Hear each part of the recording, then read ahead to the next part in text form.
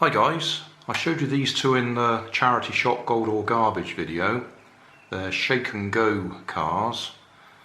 This one seems to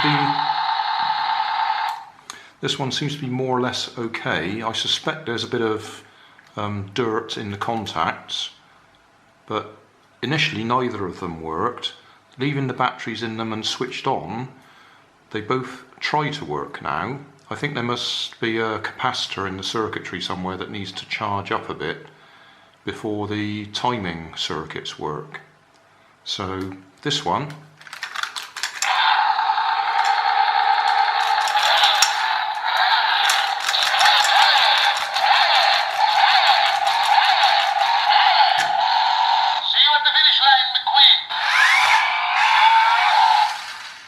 so that one works.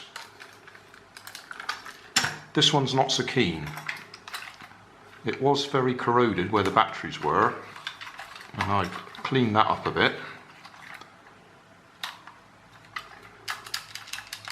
I'm tapping that because I think there's some muck on the contacts there.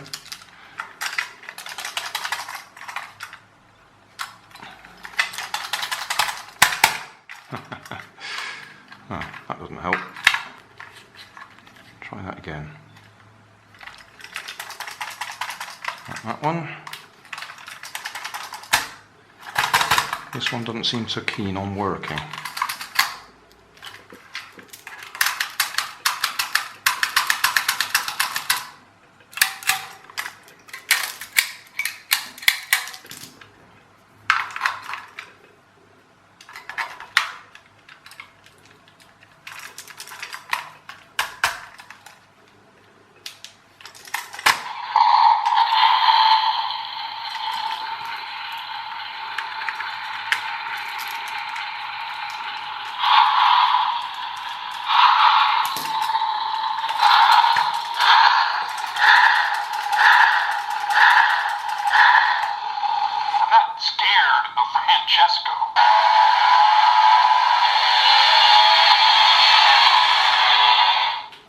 So that one's got a problem.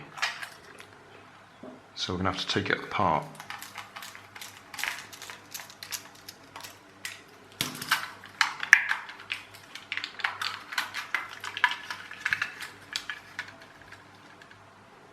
Have to have a look inside the gearbox.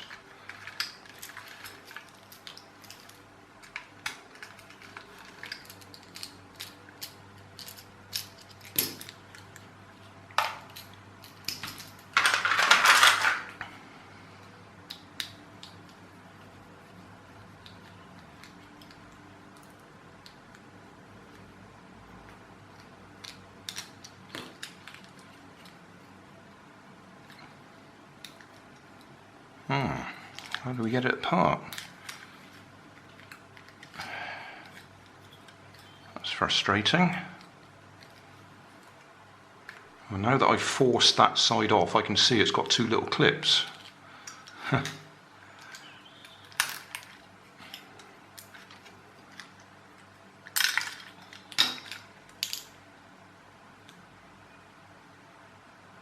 Okay, that one doesn't have. So maybe one is supposed to be freewheeling. Oh dear, the more I look at this, the less I know. Well, I've spent a lot of time struggling here. I tried to get the gearbox apart, but I can't separate the halves without getting the wheels off the axles.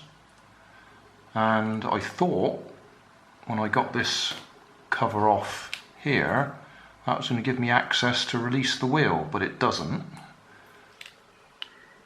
I've forced this wheel off the splines on the shaft, so we should now be able to get the gearbox apart. Quite annoyed actually, I'd rather the other wheel had come off because that's where the screws are. Already taken that one out. So there we go. Well, I've just made a discovery.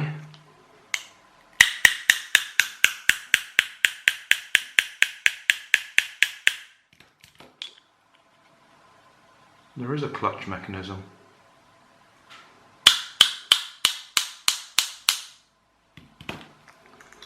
Right, that's the spline that's supposed to be holding that clutch mechanism.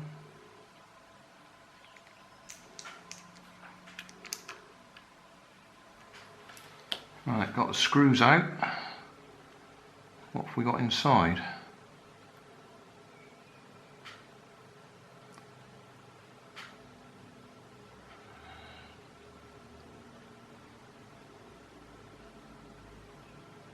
Oh. Okay.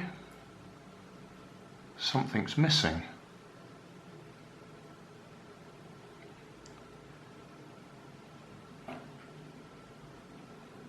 If that's supposed to be a differential, because I was thinking it was a clutch, but it's not, that's a differential.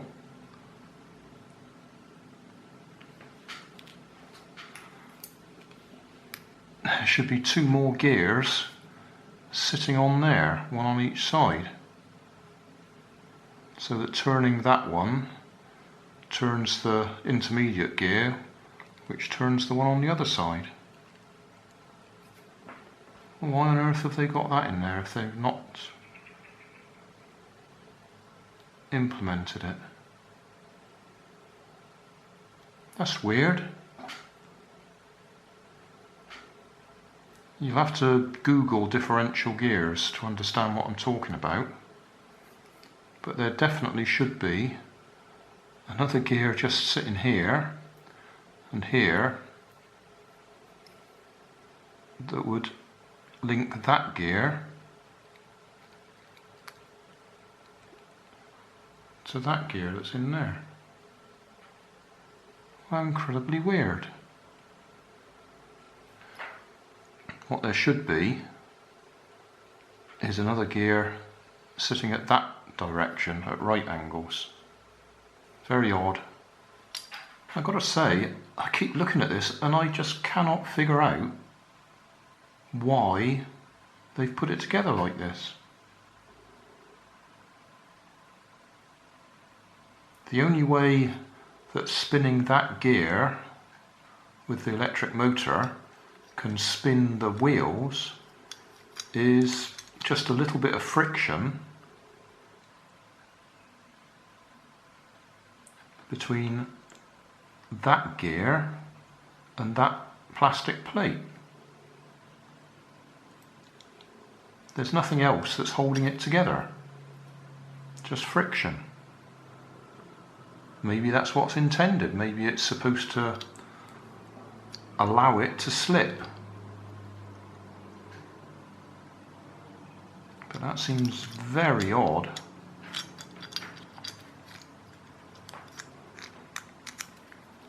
And that one goes through and locks onto that wheel.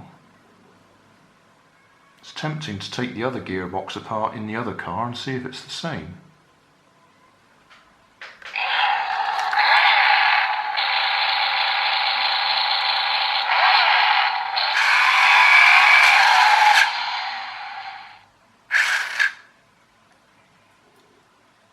Well, I'm just checking the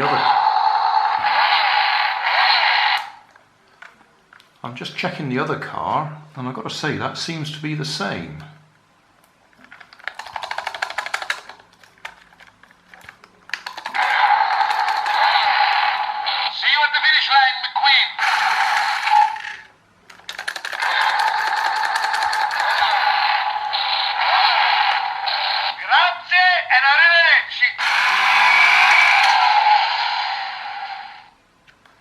Unless there's some circuitry in there that detects when the motor's got a higher load and it shuts the motor down.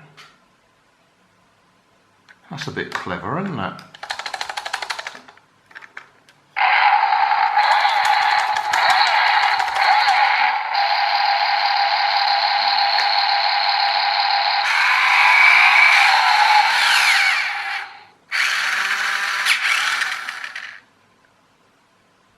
These cars have got a lot more going for them than meets the eye.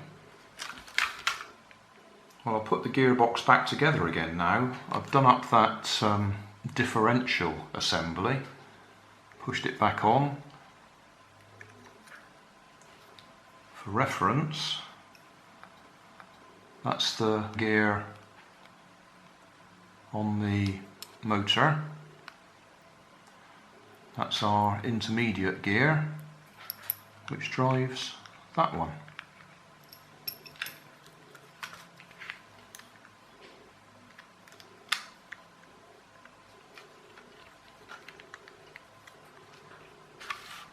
So now I've got to try and get those screws back in, but they're at such an awkward angle. Well, I've put it back together. We'll do a race, but it's a waste of time. It just doesn't work.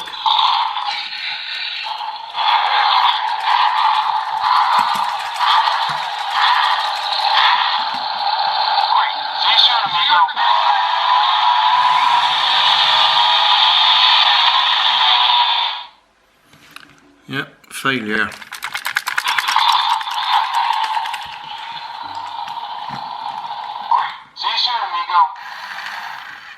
See, the wheels are turning, but as soon as we put it on the ground, it stops. So, failure.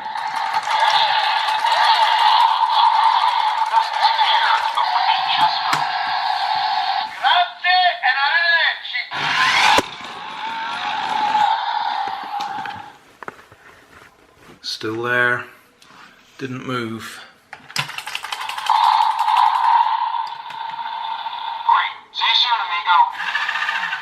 It's trying.